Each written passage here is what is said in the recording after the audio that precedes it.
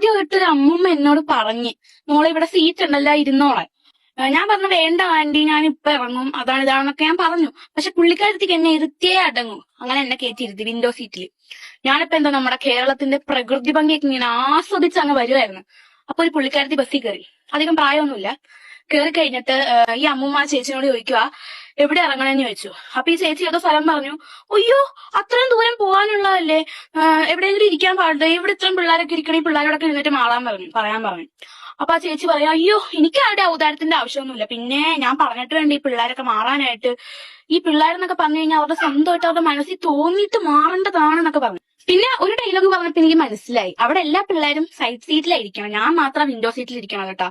അപ്പൊ ആ പുള്ളിക്കാരത്തി പറയാ, ഓ വിൻഡോ സീറ്റിലൊക്കെ ഇരുന്ന് കഴിഞ്ഞാൽ ഇവർക്ക് മാറണ്ടെന്ന് ഇവരുടെ വിചാരം, അതാണ് ഇതാണെന്നൊക്കെ പറഞ്ഞ് തുടങ്ങി. പിന്നെ എനിക്കങ്ങനെ സങ്കടമായി. പിന്നെ ഈ പുള്ളിക്കാരത്തി പറയുവാണ്, ഓ ഈ വീട്ടിലിരിക്കുന്നവരെ പറഞ്ഞാൽ മതിയല്ലോ, കുറെ എണ്ണങ്ങൾ ഇങ്ങനെ കെട്ടി ഒരുങ്ങി ഇങ്ങനെ വരും, മാറത്തരത്തില്ല, അതാണ് ഇതാണെന്നൊക്കെ പറഞ്ഞ് തുടങ്ങി. പിന്നെ എന്റെ വീട്ടുകാരെ പറഞ്ഞപ്പോ എനിക്കങ്ങ പൊള്ളി. പിന്നെ എനിക്കതെന്റെ ഈഗോ ആയി. ഞാൻ അപ്പൊ മാറിക്കൊടുക്കാന്നൊക്കെ വിചാരിച്ചു. പിന്നെ ഞാൻ മാറിക്കൊടുക്കേണ്ട ആവശ്യമില്ലാന്ന് തോന്നി. ഞാൻ അങ്ങനെ തന്നെ ഇരുന്നു. എന്താണെങ്കിലും എനിക്ക് സങ്കടമായി.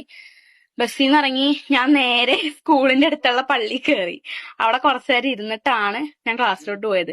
ഇതേപോലെ എല്ലാ അമ്മച്ചിമാര് നിങ്ങളോട് ഇതേപോലെ എല്ലാം പറഞ്ഞിട്ടുണ്ടെങ്കിൽ എല്ലാവരും ഒന്ന് കമന്റ് ചെയ്യും.